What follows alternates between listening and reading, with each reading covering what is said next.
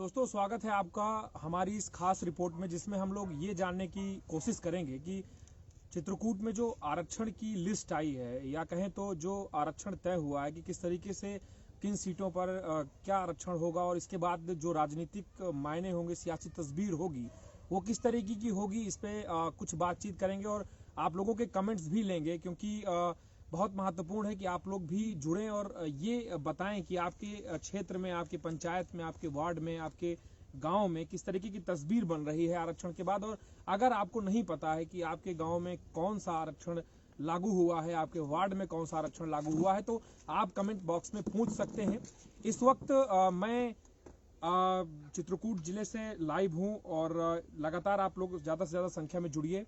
मैं इस लाइव को शुरू कर रहा हूं और इस लाइव में हम चर्चा करेंगे कि जो यूथ पॉलिटिक्स है उसका क्या होगा चित्रकूट में।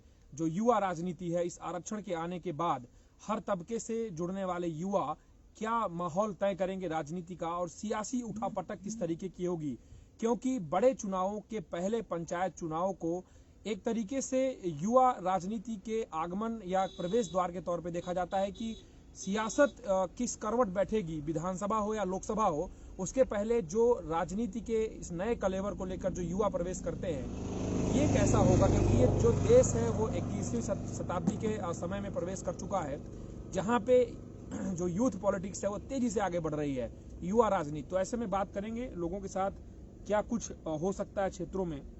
इससे पहले आप लोग ज़्यादा से ज़्यादा जुड़ जाइए लाइव में हमारे, और मैं कुछ जो हमारे समूह हैं उसमें मैं इस वीडियो को शेयर कर रहा हूं कि ज़्यादा से ज़्यादा लोग जुड़ सकें। आप लोग भी जोड़िए, चर्चा बेहतर होगी और परिणाम और बेहतर सुखद आने चाहिए। सबसे पहले मैं आप लोगों को बता दूं कि कल ही देर रात को ये आरक्षण की लिस्ट आई है चित्रकूट में, और चित्रकूट की जो सियासत है वो काफ़ी बदल रही है, काफ़ी तेज़ी से बदल रही है। बहुत सारे ऐसे सियासी गढ़ हैं जिनमें परिवर्तन हो रहा है, सेंध मारी जा रही है, और कहा यह भी जा रहा है लोगों द्वारा कि ये पंचायत चुनाव कई बड़े सियासी किले में घेराबंदी करने का प्रयास होगा, कई सारे किले नष्ट होंगे, कई सारे जो नए किले हैं वो बनेंगे। घेराबंदी किस तरीके की होगी, ये बात करना बड़ा आवश्यक है। और मैं शुरुआत करूंगा जिला पंचायत के पॉलिटिक्स से। जिला पंचायत चित्रकूट में अनुसूचित जाति यहाँ पे तय हुआ है, आरक्षण जो जिला पंचायत अध्यक्ष होगा वो अनुसूचित जाति का होगा। तो सियासी जो कलेवर है वो ये कहता है कि भारतीय जनता पार्टी का प्रभाव किस तरीके से बना रहेगा, ये प्रयास पार्टी नेतृत्व करेगा। और प्रयास ये भी होगा कि जो ऐसे सियासतदार हैं जिनका राजनीतिक कलेवर पिछले एक दशक में काफ़ी कम रहा है, या ये कहे तो जिन्होंने कोई भी प्रत्यक्ष चुनाव नहीं जीता है अब तक, चाहे वो शुरुआती चुनाव हो या कोई बड़ा चुनाव हो, उनको ये जिम्मेदारी दी जा सकती है कि पार्टी ऐसे व्यक्ति को लेकर आएगी, इस चेहरे को लेकर आएगी कि उसे एक राजनीतिक यहाँ पे एक मौका दिया जाए। तो देखने वाली बात होगी कि भारतीय जनता पार्टी जिला पंचायत अध्यक्ष को लेकर क्या रुख अख्तियार करती है। लेकिन बहुत सारी सीटें जिला पंचायत सदस्य के वार्डों की जो सीटें हैं, जो वार्ड हैं, उनमें किस तरीके का आरक्षण हुआ है ये जानना बहुत आवश्यक है। और मेरे पास वो लिस्ट है जो कल रात को विभाग जो जिला प्रशासन है उसके द्वारा जो लिस्ट जारी की गई है, उस लिस्ट के अनुसार यहाँ पे मैं आपको बताऊं कि जो 2021 का आरक्षण है, और आप लोगों को ये भी नहीं भूलना चाहिए कि इसके पहले भी एक लिस्ट आई थी आरक्षण की, जिसपे हाई कोर्ट ने रोक लगाते हुए सरकार को कहा था कि 2015 का जो आरक्षण है उसकी जो उसके जो नियम है उसको ध्यान में रखते हुए आप तय करें, आपकी जो लिस्ट है वो गलत है। ऐसे में ये लिस्ट बड़ी महत्वपूर्ण थी, लोगों को बहुत आशाएं थी कि बहुत सारे जो वार्ड हैं, बहुत सारे जो ग्राम पंचायतें हैं, उनमें परिवर्तन होगा, और कहीं ना कहीं भारतीय जनता पार्टी के सबके साथ सबके विकास के जो नारे थे उसको कहीं ना कहीं एक झटका लगा था। क्योंकि जो सवर्ण राजनीति लगातार लोगों द्वारा ये कहा जा रहा था कि सवर्णों को ढकेलने का प्रयास किया जा रहा है, और अगर दलितों की बात करें, जो वंचित है उनकी बात अगर करें, तो वो एक जो विकल्प था भारतीय जनता पार्टी का, जो प्रयास था कि आगामी विधानसभा और लोकसभा के चुनाव में एक बहुत बड़े तबके को आगे लेकर आया जाए, ऐसा लोगों का कहना था। लेकिन जो सियासी संकेत है, जो सूत्र है, वो ये बताते हैं कि इस राजनीति के कलेवर को अभी नहीं जाना जा सकता है। चुनाव जैसे जैसे आगे बढ़ेगा और चुनाव के जो परिणाम आएंगे उससे पता लगेगा कि विधानसभा का चुनाव किस करवट बैठेगा, और इसके बाद जब लोकसभा का चुनाव होगा तो क्या कुछ होगा। मेरे पास जो लिस्ट है उसमें जो अनारक्षित जो सीटें आई हैं इस जिला पंचायत में, वो मंडौर है, खंडेहा है, हन्ना बिनैका है, इटवा है, भौरी है और चूड़े का सरुआ है। यहाँ पे लिस्ट में 6 ऐसे वार्ड हैं जो अनारक्षित यानी कि सामान्य हैं। सामान्य का मतलब राजनीति की गर्मी बहुत होगी इन वार्डों में और सियासी सूरमा बहुत सारे कूदने वाले हैं। और सबसे बड़ी बात यह है कि ये वो वार्ड हैं जहां से चित्रकूट की अगली राजनीति तय होगी। ये मैं इसलिए कह रहा हूं क्योंकि जो ये वार्ड है, ये वार्ड बहुत खास हैं। अगर मंदौर की बात करें तो जो मौजूदा सियासत है उससे जुड़ा हुआ ये इलाका है। नया वार्ड में तब्दील हुआ है इलाका। खंडेहा से कई सारे नए चेहरे आ रहे हैं। खंडेहा वो इलाका है जो पटेल राजनीति को लेकर बहुत जाना जाता रहा है और अनुप्रिया पटेल हो या और कई नेता हो ऐसे ही क्षेत्र से ताल्लुक रखते हैं। और मैं चर्चा करना चाहूंगा युवाओं की। खंडेहा में बहुत सारे ऐसे युवा हैं जो ग्राम पंचायत स्तर पर सीधी भागीदारी करना चाह रहे हैं। और इससे इतर अगर वार्ड की बात करें तो सामान्य होने के बाद इस वार्ड में बहुत बड़ी उठापटक मचने वाली है। और सबसे बड़ी बात यह है कि कई सारे जो वरिष्ठ नेता हैं, क्षेत्रीय नेता हैं, उनकी अगली पीढ़ी भी इस चुनाव में उतर रही है। और ऐसे बहुत सारे वार्ड हैं जिनसे ये तय होगा कि उन सियासी जो कुमार हैं, जो लड़के हैं, जो नए आ रहे हैं युवा, उनकी राजनीति क्या होगी, ये तय होगा इन वार्डों से। एक बार फिर बता दूं कि अनारक्षित जो वार्ड है मंदौर, खंडेहा, हन्ना विनायका, इटवा, भौरी और चूड़े कसरुआ।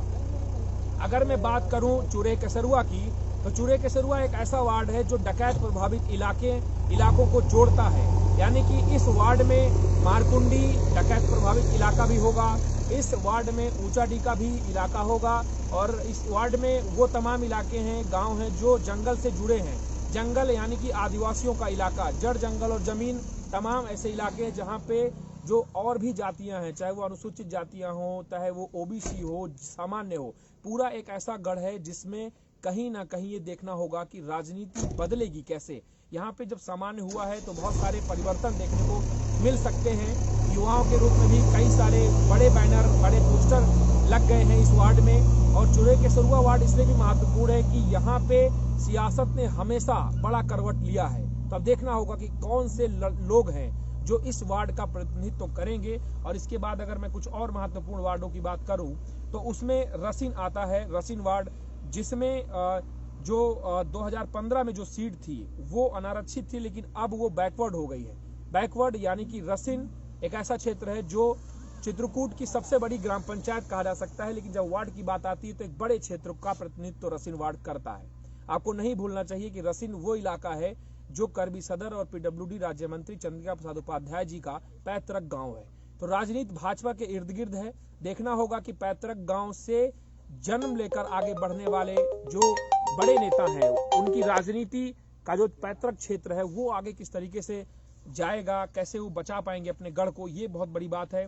और ऐसे ही कुछ इलाके हैं जैसे कि बरगढ़ है। बरगढ़ को ये कहा जा रहा था कुछ लोगों द्वारा, युवाओं की खास मांग थी इस क्षेत्र में कि ये जो सीट है वो सामान्य हो, लेकिन बरगढ़ फिलहाल सामान्य नहीं है। और बरगढ़ यहाँ पे एससी 2021 में हो गया है, पहले बैकवर्ड था और एससी यहाँ पे सीट है। तो काफी महत्वपूर्ण होगा कि जातीय समीकरण क्या होते हैं। फिलहाल लोगों में रोष इस बात को लेकर के भी है कि आरक्षण क्षेत्रीय राजनीति को कैसे तय करेगा। ये लोगों के अंदर बड़ा मन में पसोपेश है कि क्षेत्रीय राजनीति अगर देश का विकास तय कर सकती है, देश का जो तरीका है, जीने का जो ढंग है, अगर वो तय कर सकती है तो इसमें आरक्षण का क्या मतलब है। बहुत बड़ा प्रश्न है, इसको तमाम जो युवा हैं वो लेकर आगे आ रहे हैं। लेकिन फिलहाल सच्चाई ये है कि जो ये लिस्ट है मेरे पास, इन्हीं लिस्ट के इर्द गिर्द चुनाव होगा। जो आरक्षण है उसके इर्द गिर्द राजनीतिक कौशल प्रस्तुत किए जाएंगे।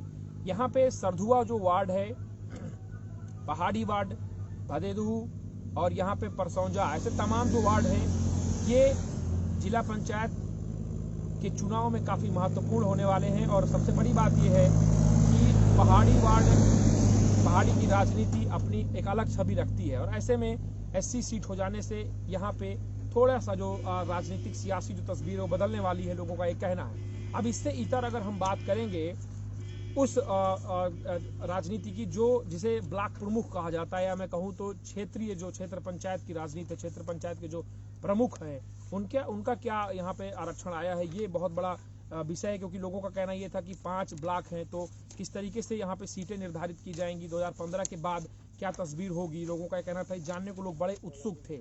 और मैं बता दूं कि ये कुछ ब्लॉक ऐसे हैं जो यहाँ पे काफ़ी महत्वपूर्ण एक स्थान रखते हैं, चाहे वो मऊ हो, मानिकपुर हो, रामनगर हो या पहाड़ी हो, ऐसे तमाम जो इलाके हैं वो काफ़ी महत्वपूर्ण है। और ऐसे में ब्लॉक प्रमुख पद को लेकर लोगों में बड़ा हो रहा है कि भाई कैसी सीटें होंगी। तो मैं आपको बता दूं कि मानिकपुर यहाँ पे खासा एक परिवर्तन देखने को मिला है कि मानिकपुर में सामान्य सीट हो गई है ब्लॉक प्रमुख की, और रामनगर और जो आपके ऐसे तमाम एरिया हैं जहाँ पे ये कहा जाता रहा है कि मऊ मानिकपुर विधानसभा से जुड़े रहे हैं, तो वहाँ की जो राजनीति है वो थोड़ा सा बदली है।